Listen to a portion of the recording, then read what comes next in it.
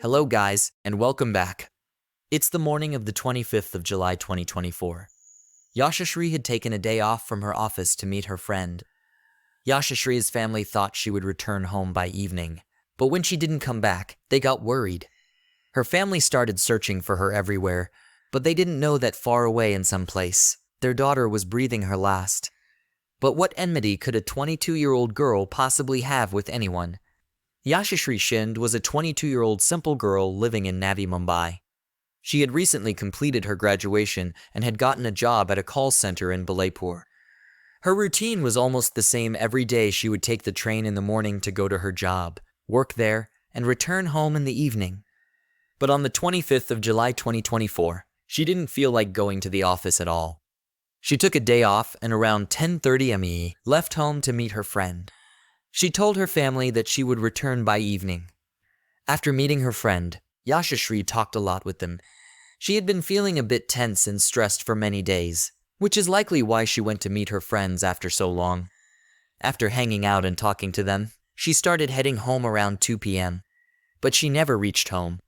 Initially, her family waited for her until late at night, but when she didn't come back, they knew something was wrong because this wasn't like her. Without waiting any longer, they went straight to the police to file a complaint. Yashashree had gone missing on Thursday, and by Friday, the police had no clue where she was. But then suddenly, there was a call at the police station about the case. On the 27th of July, at 2 a.m., a call came into the police station. A person on the call urgently asked them to come near the Uran railway station.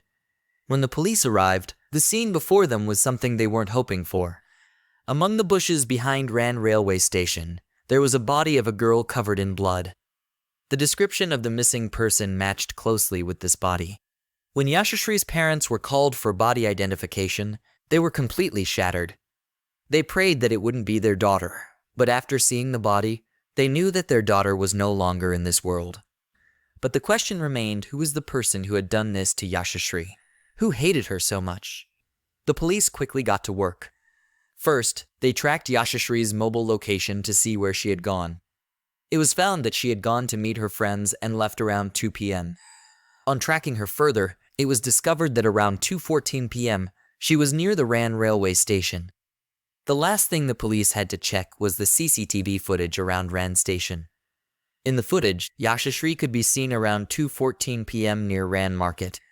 Up until this point, everything in the footage seemed normal, and the police thought it might be useless. But then they saw that almost 5 minutes after Yashashree passed through, a boy was also seen passing through the same place. But was this boy their suspect? Was he the person whose name Yashashree's parents kept mentioning again and again? Actually, during the investigation, when the police were questioning Yashashree's parents, they kept mentioning one name repeatedly, and that name was Dawood. When asked who they suspected of the murder, they said, "We're not just suspicious, we're 100% sure that Dawood did this." In 2019, when Yashashree was 17, her parents had filed a complaint under the POCSO Act against a person who had been repeatedly harassing her, and this person was none other than Dawood Sheikh. Because of Yashashree's father's complaint, Dawood had been jailed, though only for a few months. Now the police had a lead and a clue. They thought that maybe Dawood didn't like being sent to jail because of Yashashree's complaint, and that he took revenge by doing this to her. However, this was just a theory, and only Dawood could reveal the actual motive behind the murder. So the police started gathering evidence against him, starting by tracking his mobile phone. Upon tracking Dawood's mobile location, they found that on the 25th of July, Dawood's location matched the same places as Yashashree's location. This confirmed that the boy in the CCTV footage was indeed Dawood. But what was even more shocking was that the mobile locations showed Dawood and Yashashree being in the same place for some time on the 24th of July as well, which seemed a little odd to the police. But not only that, when the call records were checked, it was revealed that both Dawood and Yashashree had been in contact with each other since 2019. Even on the 25th of July, both had spoken on the phone several times. But why was Yashashree in contact with Dawood? Only Dawood could answer this question. There was another number Yashashree kept contacting repeatedly, and that number was listed under the name Machine. The police now had to gather information about both Dawood and Machine, But the most important task was to catch Dawood. The police discovered that Dawood was originally from Bengaluru and had been living in Karnataka for a few years, working as a bus driver. The police were trying very hard to find Dawood, but since the day of the murder, he had switched off his phone and was traveling from one place to another, making it very difficult to track him. However, as soon as one of Dawood's relatives found out that the police were looking for him, they called the police and gave them Dawood's exact location. Dawood was in the Gulbarga area of Karnataka and was arrested on the 30th of July. Dawood was the one who could answer all the police's questions. Apparently, Yashashree and Dawood had known each other since school days, but after 10th grade, Dawood dropped out of school. However, Yashashree and Dawood continued to talk to each other. According to some articles, Yashashree's father, Surendra Kumar, had filed a complaint under the POCSO Act against Dawood because Dawood had sexually molested Yashashree. According to some articles, Surendra Kumar filed the complaint because he did not like Yashashree and Dawood's friendship. After the complaint, Dawood was in jail for a few months, and as soon as he got out, he moved to Karnataka and started working as a bus driver, as I mentioned before. During this time, Dawood had no contact with Yashashree, but soon after, within a few days, he somehow managed to reconnect with Yashashree. The first thing he did was apologize profusely to her for whatever he had done in the past. After that, their conversations resumed. We don't know whether they were in a relationship or just talking as friends. That part is unclear. But what is clear is that Dawood liked Yashashree very much, and I think Dawood was extremely obsessed with her. Do you guys remember I mentioned the name Machine a little while ago? Actually, Machine is a friend of Dawood. Whenever Dawood and Yashashree had a fight, Yashashree would block him. Dawood would then use Machine's phone to contact her, which is why Machine's number kept showing up in Yashashree's call records. Dawood had come to Uran 3 or 4 times before, to Uran railway station to meet Yashashree, but this time his intentions were completely different. He reached Mumbai on the 22nd of July, and he was in touch with Yashashree.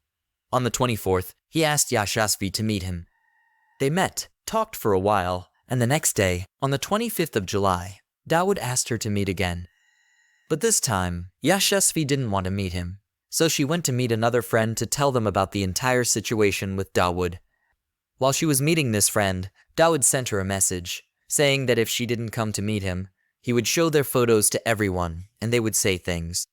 Her friend advised her not to meet Dawood, but Yashashree told her friend that she would meet Dawood this time to sort everything out once and for all. She said she would explain everything to him, talk it out, and close this entire chapter. But Yashashree had no idea what was going on in Dawood's mind. His plan was so sinister that Yashashree could not have imagined it, even in her wildest dreams. So, she left her friend's house and went to the deserted area near Uran railway station to meet Dawood.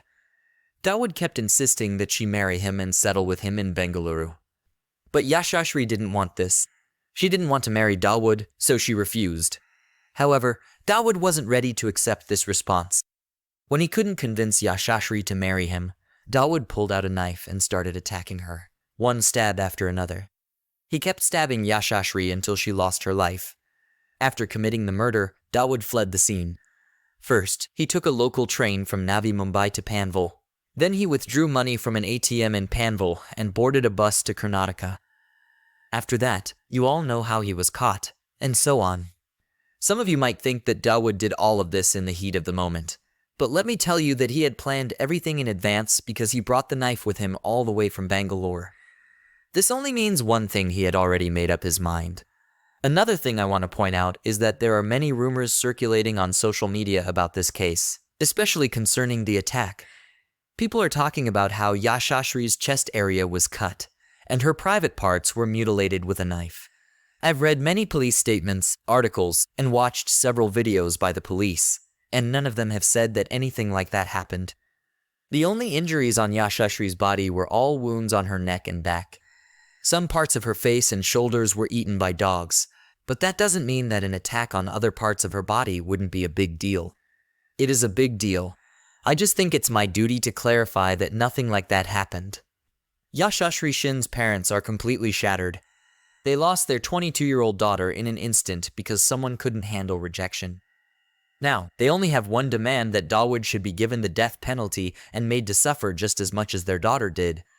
But, as always, we will have to wait for the court's decision, which could take a long time. This is still an ongoing case, and it's a very recent one. In fact, 3 similar cases have already occurred this week. Dawood Sheikh will remain in police custody until August, but I sincerely hope that Yashashree receives justice soon, and may her soul rest in peace. For now, Yashashree Shinde's case is at a halt. Before you go, guys, if you enjoy watching true crime documentaries, please subscribe to my channel because that's what we make here.